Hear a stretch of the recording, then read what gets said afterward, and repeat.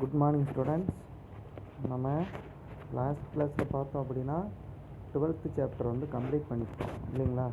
12th chapter complete ஆகிடுச்சு. அடுத்தது பார்த்தோம் அப்படின்னா 13th chapter and 14th chapter. So அது ரெண்டுமே நம்ம வந்து இந்த சாப்டர் முடித்ததுக்கப்புறம் பார்க்கலாம். இப்போ நம்ம பார்க்க போகிற சாப்டர் வந்து 15th சாப்டர் சரிங்களா. ஸோ நம்ம ஆல்ரெடி 12 சாப்டர்ஸ் முடிச்சாச்சு. இப்போ வந்து நம்ம 13, 14 வந்து பெண்டிங் வச்சுக்கலாம். ஸோ நம்ம அது பின்னாடி நடத்திக்கலாம். இப்போ நம்ம பார்க்க போகிற சாப்டர் வந்து 15th சாப்டர். என்ன அப்படின்னு பார்த்தோம்னா டேட்டா மேனிப்புலேஷன் த்ரூ எஸ்கியூஎல் சரிங்களா. என்ன chapter name? Data manipulation through SQL. So SQL அப்படிங்கிறது டேட்டா பேஸில் இருக்கக்கூடிய ஒன் ஆஃப் த டைப், அதாவது ஸ்ட்ரக்சர்டு கொரி லாங்குவேஜ் அப்படின்னு சொல்லுவாங்க. எஸ்கியூஎல்னால் என்னென்னு சொல்லுவாங்க? ஸ்ட்ரக்சர்டு கொரி லாங்குவேஜ் அப்படின்னு சொல்லுவாங்க. ஸோ அப்போது இதை யூஸ் பண்ணி டேட்டாவெல்லாம் எப்படி வந்து மெயின்டைன் பண்ணுறது அப்படின்னு சொல்லி பார்ப்போம். ஸோ இது கொஞ்சம் ஈஸியான லெசன் தான், கவனிச்சிங்கன்னா மட்டும் போதும் சரியா. ஸோ பாருங்கள், first one introduction. A database is an organized collection of data. So database அப்படின்னா என்னென்னு பார்த்தோம். ஸோ கலெக்ஷன் ஆஃப் டேட்டாவை நம்ம ஆர்கனைஸ் பண்ணி உள்ளே வைக்கிறதுக்கு பேர் தான் என்னன்னு சொல்கிறோம்? டேட்டாபேஸ் அப்படின்னு சொல்கிறோம். The term database can both refer to the data themselves or to the database management system. So நம்ம டேட்டாபேஸ் அப்படிங்கிறது எப்படி ரெஃபர் பண்ணலான்னா data themselves or to the database management system அப்படின்னு சொல்லலாம். சரி, டேட்டாபேஸ் மேனேஜ்மெண்ட் சிஸ்டம்னும் நம்ம சொல்லலாம். ஏன்னா டேட்டாவை ஃபுல்லாக மேனேஜ் பண்ணுறதுனால இதை வந்து டேட்டாபேஸ் மேனேஜ்மெண்ட் சிஸ்டம் அப்படின்னு சொல்கிறோம். The database management system is a software application for the interaction between the user and the databases. So the database management system அப்படிங்கிறது என்னென்னா ஒன் ஆஃப் த சாஃப்ட்வேரு சரியா. ஸோ இது எதுக்கு இந்த சாஃப்ட்வேர் யூஸ் பண்ணுறோம் அப்படின்னா ஒரு யூஸரும் டேட்டாபேஸும் கம்யூனிகேட் பண்ணுறதுக்கு யூஸ் பண்ணுற சாஃப்ட்வேர் தான் இந்த டிபிஎம்எஸ், அதாவது டேட்டாபேஸ் மேனேஜ்மெண்ட் சிஸ்டம் அப்படிங்கிற இந்த சாஃப்ட்வேர் சரியா. இப்போ நம்மகிட்ட ஒரு டேட்டாபேஸ் நான் க்ரியேட் பண்ணி வச்சுருக்கேன், அதில் நிறைய டேபிள்ஸ் வச்சுருக்கேன் அப்படின்னா அதில் இருக்கிற இன்ஃபர்மேஷனை நான் எடிட் பண்ணுறதுக்கோ இல்லை எடுக்கிறதுக்கோ நமக்கு என்ன வேணும்? நம்ம கமாண்ட் மூலியமாக தான் எடுக்க முடியும்னு பார்த்தோம் இல்லைங்களா. கமாண்ட் இல்லாமல் எதுவுமே எடுக்க முடியாது. 12th சாப்டர் ஃபுல்லாக கமாண்டு தானே பார்த்தோம். ஸோ எப்படி கமாண்ட் யூஸ் பண்ணால் எப்படி நம்ம டேபிள்ஸ் க்ரியேட் பண்ணலாம், எப்படி வந்து எடிட் பண்ணலாம், இதெல்லாம் பார்க்கல. அப்போது அந்த கமாண்டை தான் நம்ம என்ன சொல்கிறோன்னா டிபிஎம்எஸ் சாஃப்ட்வேர் அப்படின்னு சொல்கிறோம். இந்த சாஃப்ட்வேரில் நிறைய கமாண்ட்ஸ் இருக்கும். ஸோ நம்ம வந்து இந்த சாஃப்ட்வேர் மூலிமா தான் கமாண்ட் கொடுத்து இந்த டேபிளில் இருக்கிற டேட்டாவெல்லாம் நாம் ஆக்சஸ் பண்ண முடியும் சரிங்களா. சரி, அடுத்தது they can be other programs and application as well.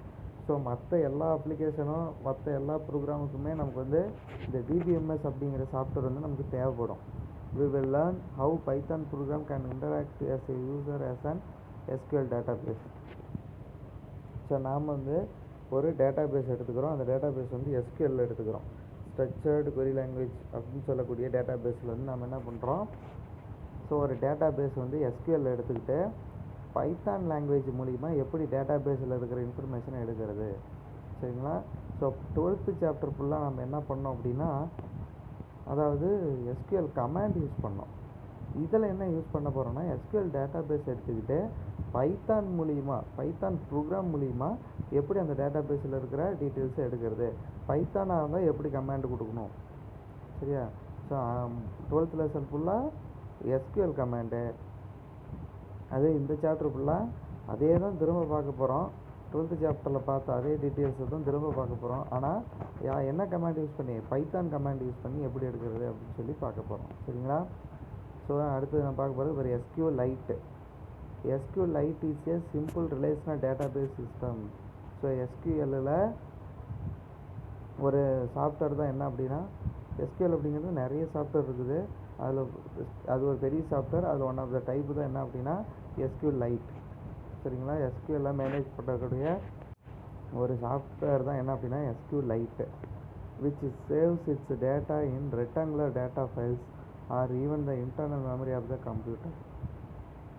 So இந்த சாஃப்ட்வேர் வந்து நம்ம எப்படி மெயின்டைன் பண்ணுறோம் அப்படின்னா நமக்கு மெமரி தேவைப்படும். அதுதான் வந்து இன்டர்னல் மெமரி ஆஃப் த கம்ப்யூட்டருடைய internal memory. It is designed to be embedded in applications instead of using a separate database server programs such as MySQL or Oracle. So இந்த சாஃப்ட்வேர் நம்ம வந்து என்னென்ன இதுக்கு யூஸ் பண்ணலாம் அப்படின்னா MySQL டேட்டாபேஸை ஹேண்டில் பண்ணுறதுக்கும் அதே மாதிரி ஆரக்கல் அப்படின்னு சொல்லி டேட்டாபேஸ் இருக்குது. சரி, டேட்டாபேஸ் சாஃப்ட்வேர் நிறைய இருக்குதுன்னு சொல்லி பார்த்தோம். இதில் நம்ம இந்த SQLite அப்படிங்கிற இந்த சாஃப்ட்வேரை எந்தெந்த டேட்டாபேஸை ஹேண்டில் பண்ணுறதுக்கு யூஸ் பண்ணலாம் அப்படின்னா, ஸோ இது பார்த்தோம்னா இந்த லாங்குவேஜை SQLite அப்படிங்கிற இந்த சாஃப்ட்வேரை வச்சு MySQL அப்படிங்கிற அந்த டேட்டாபேஸ் சாஃப்ட்வேரை ஹேண்டில் பண்ணலாம். அப்புறமேட்டு ஆரக்கல் அப்படிங்கிற அந்த இன்னொரு டேட்டாபேஸ் சாஃப்ட்வேரையும் இந்த SQL வச்சு நம்ம என்ன பண்ணலாம்னா ஹேண்டில் பண்ணலாம். So SQLite is fast ரிகர்சிவ்லி tested. So இது பார்த்தோம்னா மற்ற எல்லா சாஃப்ட்வேரோட டேட்டாபேஸ் சாஃப்ட்வேர் நிறைய இருக்குது இல்லையா, ஸோ மற்ற எல்லா சாஃப்ட்வேரோட இந்த சாஃப்ட்வேர் நம்ம யூஸ் பண்ணும்போது டேட்டாபேஸ் ஆக்சஸ் பண்ணுறது ரொம்ப ஃபாஸ்ட்டாக இருக்கும் அப்படின்னு சொல்கிறாங்க. And flexible. ஸோ நம்ம யூஸ் பண்ணுறதுக்கு கம்ஃபர்டபுளாக இருக்கும். Make it easier to work. So இந்த சாஃப்ட்வேர் மூலிமா நம்ம டேட்டாபேஸ் ஹேண்டில் பண்ணுறது ஸோ நமக்கு ஈஸியாக இருக்கும் அப்படின்னு சொல்கிறாங்க. Python has a native library for SQLite the use SQLite. So பார்த்தோம்னா இப்போ நமக்கு வந்து இந்த சாஃப்ட்வேரில் நம்ம பைத்தான் லாங்குவேஜ் இன்க்ளூட் ஆகிருக்கு. சரியா, பைத்தான் லாங்குவேஜ் இன்க்ளூட் ஆனதுனால நம்ம கமாண்ட் எல்லாமே பைத்தான் மூலியமாக கொடுத்துக்க முடியும் அப்படின்னு சொல்கிறாங்க. ஸோ டேட்டாபேஸில் பைத்தான் கமாண்ட் கொடுத்து கூட நம்மளால் என்ன பண்ணலாம், டேட்டாபேஸை ஹேண்டில் பண்ணலாம் அப்படின்னு சொல்கிறாங்க. ஸோ ஸ்டெப் 1 பாருங்கள், இம்போர்ட் SQLite 3. அதுக்கப்புறம் create the connection using connect method the pass the name of the database file. அடுத்து set the cursor object cursor equal to கன்சர்ன் டாட் கர்சர். ஸோ நமக்கு என்னென்னலாம் இருந்தால் நம்ம வந்து டேட்டாபேஸையும் பைத்தான் கமாண்டையும் நம்ம கனெக்ட் பண்ண முடியும்.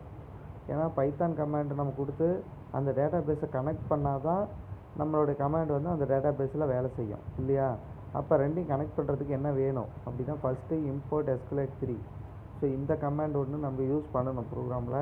அதுக்கப்புறமேட்டு கனெக்ட் பண்ணுறதுக்காக கனெக்ட் மெத்தடு ஒன்று யூஸ் பண்ணணும். சரியா, என்ன யூஸ் பண்ணணும், டேட்டாபேஸையும் அந்த பைத்தான் லாங்குவேஜையும் கனெக்ட் பண்ணுறதுக்கு கனெக்ட் மெத்தட் ஒன்று யூஸ் பண்ணணும்.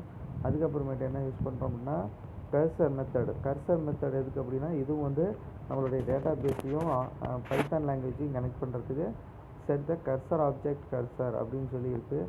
ஸோ இந்த மெத்தட் யூஸ் பண்ணணும். ஸோ இந்த 3 மெத்தடு யூஸ் பண்ணி தான் நம்மளுடைய பைத்தான் லாங்குவேஜை நம்ம என்ன பண்ணுறோம், அந்த SQLite அப்படிங்கிற அந்த சாஃப்ட்வேரோட நம்ம கனெக்ட் பண்ணுறோம். ஸோ நம்மளுடைய டேட்டாபேஸோட கனெக்ட் பண்ணி நம்ம ஆக்சஸ் பண்ணுறோம்.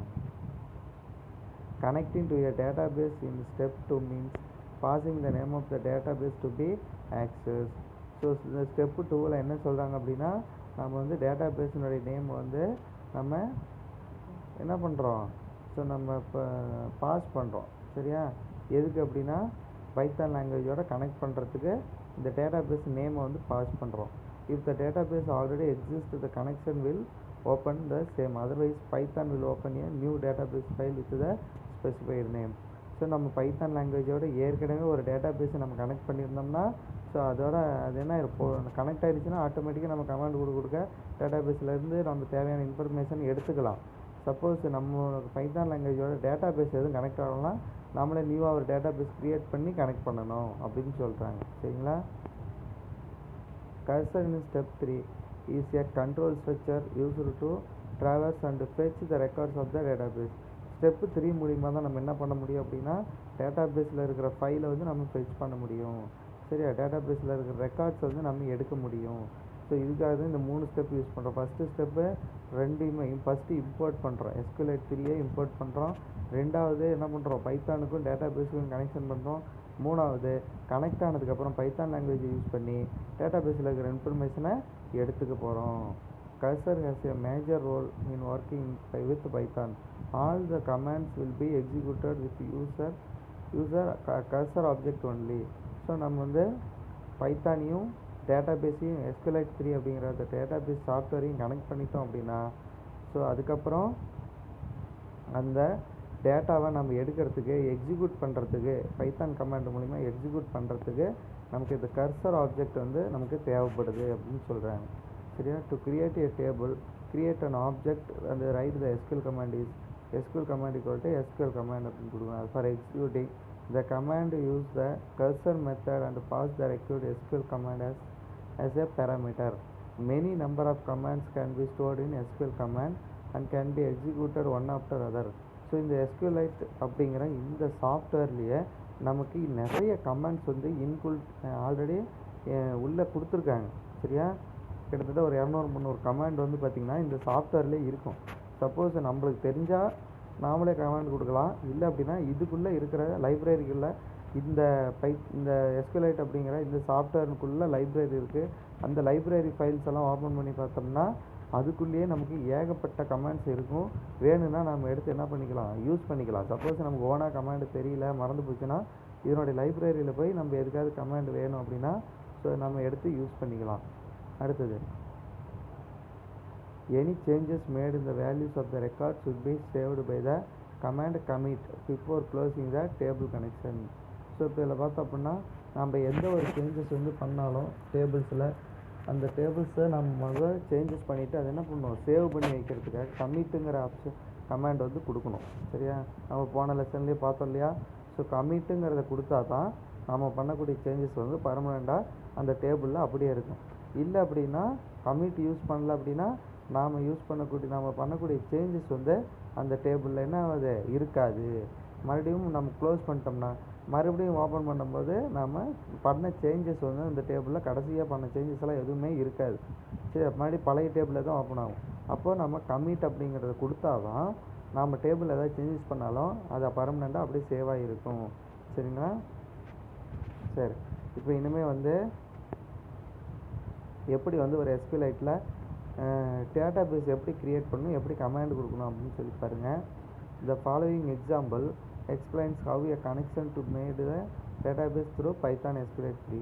ஸோ என்ன கனெக்ஷன், எப்படி வந்து டேட்டா பேஸுக்கும் SQLite 3க்கும் எப்படி கனெக்ட் பண்ணுறது அப்படின்னு பாருங்கள். First import SQLite 3. ஃபஸ்ட்டு என்ன பண்ணணும்னா SQLite 3யை வந்து இம்போர்ட் பண்ணணும். சரிங்களா, இம்போர்ட் SQLite 3ன்னு கொடுக்கணும். ரெண்டாவது வந்து டேட்டா பேஸை கனெக்ட் பண்ணுறோம். பாருங்கள், connection equal to SQLite 3 dot connect. Data பேஸினுடைய நேம் என்ன எடுத்துக்கிறாங்கன்னா academy.db. இது வந்து நம்மளுடைய டேட்டா பேஸ் நேமாக எடுத்துக்கிட்டாங்க, academy.db. ஸோ இதை தான் நம்ம என்ன பண்ணுறோம்னா கனெக்ஷனில் கனெக்ட் பண்ணுறோம். சரியா, டேட்டா பேஸை வந்து நம்ம இப்போ கனெக்ட் பண்ணியாச்சு. அடுத்தது கர்சர் ஈக்குவல் டு கர்சர்.connection.cursor கொடுக்குறோம். ஸோ இந்த கர்சர் ஈக்குவல் டு கர்சர்.connection.cursor. ஸோ இந்த மெத்தட் தான் என்ன அப்படின்னா பைத்தானை வந்து SQLite 3யோட கனெக்ட் பண்ணி நம்ம வேணுங்கிற டீட்டெயில்ஸை எடுத்துக்கிறதுக்கு யூஸ் பண்ணுற கமாண்டு இந்த கர்சர் கமாண்ட். ஸோ இப்போ வந்து நம்ம என்ன பண்ணியிருக்கிறோம், அகாடமி அப்படிங்கிற ஒரு டேட்டா பேஸுக்கு நம்ம SQLite 3யோட என்ன பண்ணிட்டோம், கனெக்ட் பண்ணிட்டோம்.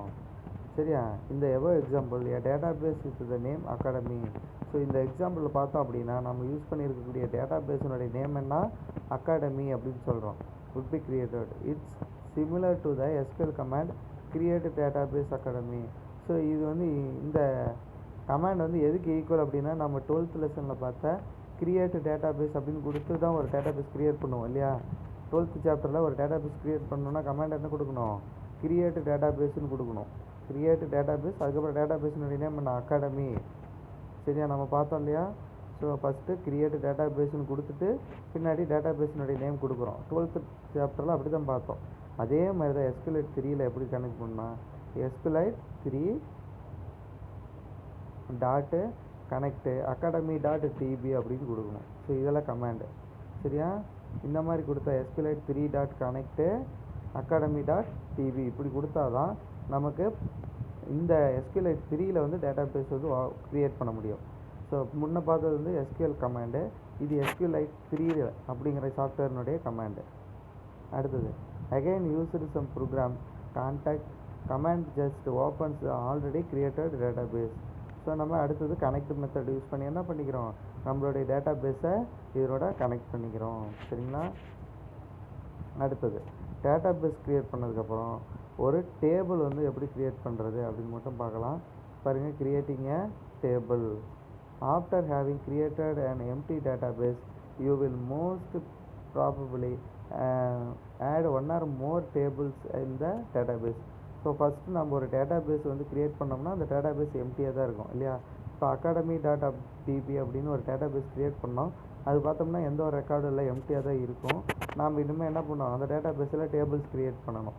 சரியா, இந்த SQL syntax for creating a table student in database academy looks like follows. So நம்ம வந்து அகாடமி அப்படிங்கிற டேட்டாபேஸில் என்ன டேபிள் க்ரியேட் பண்ண போகிறோம் அப்படின்னா ஸ்டூடெண்ட்னு ஒரு டேபிள் க்ரியேட் பண்ண போகிறோம். ஸோ பாருங்கள், க்ரியேட் டேபிள் ஸ்டூடெண்ட் கமாண்ட் எப்படி கொடுக்கணும் பாருங்கள், create table student. So roll number, அதனுடைய டேட்டா டைப் என்ன, இன்டீஜர். அடுத்தது ஸ்டூடெண்ட் நேமு, வேர் கேர்னு கொடுக்குறோம். நம்ம எஸ்கியூஎல் கமாண்ட் இருந்தால் கேரக்டர் மட்டும்தான் கொடுப்போம். இதில் வந்து நம்ம வேர் கேர் அப்படின்னு சொல்லணும். சரி, எஸ்கியூஎல் 3ல் என்னன்னு சொல்லணும், வேர் கேர். ஸ்டூடெண்ட் எஸ் நேம்னா ஸ்டூடெண்ட் நேமு, அது வந்து வேர் கேர். அதனுடைய டேட்டா டைப்பு என்ன, லிமிட்டு 20. அடுத்தது கிரேடு, கிரேடும் பார்த்தீங்கன்னா கேரக்டரில் 1ன்னு கொடுக்கணும். சரியா, அடுத்தது ஜெண்டரும் கேரக்டரில் 1ன்னு கொடுக்கணும். ஸோ நம்ம நேமுக்கு மட்டும்தான் எப்பயுமே வேர் கேர் அப்படின்னு கொடுக்கணும் இதில். சரிங்களா, அடுத்தது ஆவரேஜ்னு ஒரு ஃபீல்டு. ஆவரேஜுங்கிற ஃபீல்டை பார்த்தீங்கன்னா ஃப்ளோட்டில் எடுத்துருக்குறோம். ஸோ 5.2 அப்படின்னு கொடுத்தாச்சு. அடுத்தது பர்த் டேட்டு, அது வந்து டேட்டுங்கிற டேட்டா டைப்பு. ப்ரைமரிக்கு வந்து எதுக்கு மட்டும் செட் பண்ணிக்குவோம், ரோல் நம்பருக்கு மட்டும். நம்ம போன லெசன்லேயே பார்த்தோம் இல்லையா, ரோல் நம்பர் சரி ப்ரைமரிக்கு அப்படின்னா டூப்ளிகேட்டு கீழெலாம் டூப்ளிகேட் டேட்டாவெலாம் நம்ம வந்து ரிமூவ் பண்ணுறதுக்காக இந்த ப்ரைமரிக்கு வந்து நம்ம யூஸ் பண்ணுறோம். இது ஆனால் ரோல் நம்பருக்கு மட்டும்தான் யூஸ் பண்ண முடியும் அப்படின்னு பார்த்தோம் இல்லையா. This is the way somebody might do it on an SQL command cell.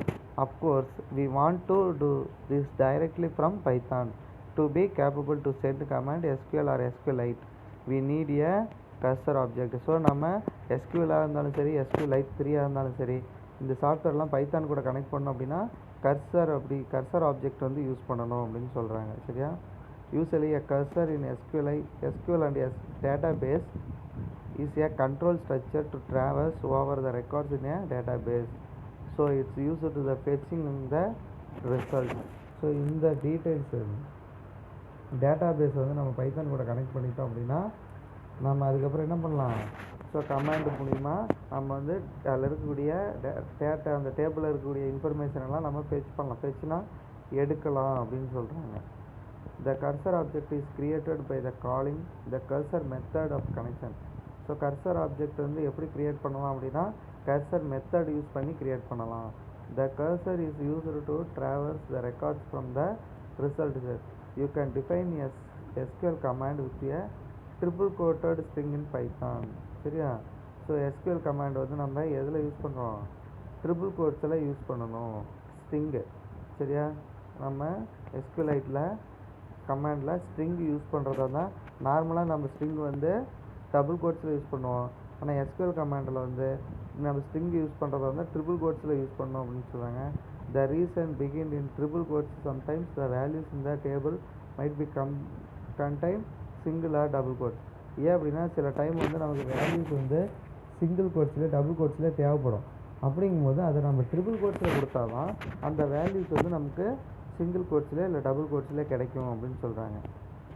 இப்போ பாருங்கள், ஒரு டேபிள் எப்படி க்ரியேட் பண்ணுறதுன்னு எக்ஸாம்பிள் கொடுத்துருக்காங்க.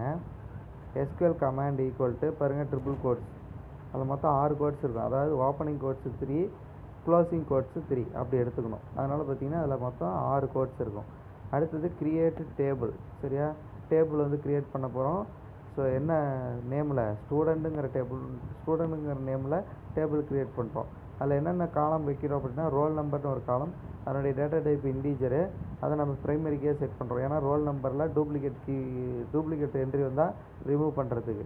அடுத்தது ஸ்டூடெண்ட் நேமு, அதனுடைய டேட்டா டைப்பு வேர்கேர், அதனுடைய சைஸ் எவ்வளோனா 20. அதாவது ஸ்டூடெண்ட் நேம் வந்து 20 கேரக்டர்ஸ்குள்ளே தான் இருக்கணும். அடுத்தது கிரேடு பார்த்திங்கன்னா கேரக்டரில் 1. சரியா, கிரேடு 1 A கிரேடு இல்லை B கிரேடுங்கிறது ஒரே கேரக்டர் மட்டும் யூஸ் பண்ணிக்கிறோம். அடுத்தது gender, character 1, மேல்னா M, ஃபீமேல்னா F. Average, அதனுடைய டேட்டா டைப்பு டெசிமல். சரியா, டெசிமல்ங்கும் போது நமக்கு டெசிமல் பாயிண்ட் வச்ச நம்பர் தான் ஆவரேஜில் மேக்ஸிமம் வரும். அதனால் அதை வந்து நம்ம டெசிமல் எடுத்துக்கிறோம். பர்த் டேட்டு பார்த்தோம்னா அதுக்கு நம்ம டேட் அப்படிங்கிற டேட்டா டைப்பே இருக்குது. ஸோ அதனால் டேட்டுங்கிற டேட்டா டைப்லேயே எடுத்துக்கிறோம். சரியா, இந்த above example the employee name field integer ப்ரைமரிக்கு. ஸோ இதில் பார்த்தீங்கன்னா எம்ப்ளாயி நம்பர் அப்படின்னு கொடுத்துருப்பாங்க, அது தப்பு. ரோல் நம்பர்னு மாற்றிங்க. சரியா, ஸோ நம்ம எடுத்துருக்கிறது ஸ்டூடெண்ட் டேபிள், ஆனால் இங்கே கொடுத்துருக்கிறது எம்ப்ளாயி டேபிள்னு நினச்சிட்டு எம்ப்ளாயி நம்பர்னு கொடுத்துட்டாங்க. ஸோ அதனால் அதை வந்து நம்ம ரோல் நம்பர் அப்படின்னு எடுத்துங்க. அப்போது அதை அடிச்சுட்டு ரோல் நம்பர்னு எழுதிக்கங்க. ஸோ இப்போ நம்ம எடுத்துருக்கிற ரோல் நம்பர் தான் இன்டீஜரில் எடுத்துருக்கிறோம், ப்ரைமரிக்கே செட் பண்ணியிருக்கிறோம். a column which is labeled like this will be auto incremented in SQLite 3. So இது பார்த்தோம் அப்படின்னா லோடு இது பார்த்தோம்னா ஆட்டோமேட்டிக்கலி ஆட்டோ இன்க்ரிமெண்டட் இன் SQLite 3. ஸோ காலம்ஸ் என்னென்ன காலம்ஸ் வேணுமோ நம்ம எல்லாமே க்ரியேட் பண்ணியிருக்கிறோம். இதெல்லாம் ஆட்டோமேட்டிக்காக என்ன ஆயிருமா, ஸோ இன்க்ரிமெண்டட் இன் SQLite 3. இப்போ இந்த இதெல்லாம் பார்த்தோம்னா இந்த காலம் எல்லாமே SQLite 3யில் போய் அந்த டேட்டா பேஸில் ஸோ எத்தனை காலம் நம்ம க்ரியேட் பண்ணியிருக்கிறோமோ அதுலேயே ஆட்டோமேட்டிக்காக காலம் க்ரியேட் பண்ணிக்குமா. கமாண்ட் மட்டும் கொடுத்தா போதும், இந்த கமாண்டுக்கு தகுந்த மாதிரி டேபிள்ஸ் அதுவாகவே க்ரியேட் பண்ணிக்கும் அப்படின்னு சொல்கிறாங்க. To put in other words, if the column of a table is declared to be an integer primary key, then whenever a null value used is an input for this column, the null value will be automatically converted into integer will be one larger than highest value so far used in the column. If the table is empty, the value will be 1 will be used. So என்னத்துக்கு நம்ம வந்து அந்த roll number அப்படிங்கிற காலம்க்கு வந்து primary key set பண்ணுறோம் அப்படின்னா, இந்த காலம் வந்து நமக்கு எப்பயுமே எம்டியாகவே இருக்கக்கூடாது. கம்பல்சரி எல்லா ரோவுக்குமே நமக்கு ரோல் நம்பர் அப்படிங்கிறது ஃபில்லாக இருக்கணும். கண்டிப்பாக ஏதாவது ஒரு நம்பர் அதில் இருக்கணும். அப்படி இல்லை அதில் நல் வேல்யூ இருக்குது, நல்லுன்னா என்னது, அந்த ஏதாவது ஒரு ரோவில் நம்ம என்ட்ரி பண்ணாமல் விட்டுட்டோம் அட்மிஷன் நம்பர் அப்படின்னா ஆட்டோமேட்டிக்காக நமக்கு அந்த காலமில் 1ங்கிற வேல்யூ டிஃபால்ட்டாக போய் செட் ஆகிக்கும். சரியா, ஏன்னா அது எம்டியாக இருக்கக்கூடாதுங்கிறதுக்காக குறைஞ்சபட்ச இன்டீஜர் வேல்யூ எது, ஸோ 1. ஸோ இந்த வேல்யூ போய் நமக்கு அந்த காலியாக இருக்கிற ரோவில் போய் என்ன பண்ணிக்கும், இந்த ரோல் நம்பர் இருக்கிற காலமில் போய் அதுவே போய் உக்காந்துக்கும். அதனால் எம்டியாக விடக்கூடாது. எல்லா ஸ்டூடெண்ட்டுக்கும் ரோல் நம்பர் வந்து கம்பல்சரி நம்ம டேட்டா கொடுத்தே ஆகணும். ரோல் நம்பருங்கிற ஃபீல்டை நம்ம ஃபில் பண்ணி ஆகணும். ஸோ ஃபில் பண்ணாமல் விட்டுட்டோம்னா நமக்கு எம்டியாக இருக்குது அப்படின்னா அந்த இடத்துல நம்ம யூஸ் பண்ணக்கூடிய டிஃபால்ட் வேல்யூ என்ன அப்படின்னா 1. ஸோ அந்த வேல்யூ போய் அதில் என்ன ஆகிக்குமா, என்ட்ரி ஆகிக்கும். ஆக மொத்தம் எம்டியாகவே இருக்காது. இதுக்காக தான் நம்ம அந்த இடத்துல ப்ரைமரி கீன்னு ஒன்று கொடுக்குறோம். ஸோ ப்ரைமரி கீ கொடுத்துட்டோம்னா நமக்கு வந்து டூப்ளிகேட் என்ட்ரி வராது, காலமை எம்டியாகவும் விடாது. கம்பல்சரி 1ங்கிற வேல்யூ போட்டு அது என்ன பண்ணிக்கும், ஃபில் பண்ணிக்கும் அப்படின்னு சொல்கிறாங்க. ஸோ இது புரியுதுங்களா? ஸோ இப்படி தான் வந்து டேட்டா பேஸ் எப்படி க்ரியேட் பண்ணுறோம், அதுக்கு எப்படி கமெண்ட் கொடுக்குறோம். டேட்டா பேஸ் க்ரியேட் பண்ணதுக்கப்புறம் SQLite 3ல எப்படி வந்து டேபிள் க்ரியேட் பண்ணுறதுக்கு கமெண்ட் கொடுக்குறது அப்படிங்கிறதெல்லாம் பார்த்தோம் இல்லைங்களா? ஸோ இது வரைக்கும் போதும். இதை நல்லா தரவாக படிச்சுங்க. மீதி வந்து நம்ம நெக்ஸ்ட் கிளாஸ் பார்க்கலாம். தேங்க்யூ.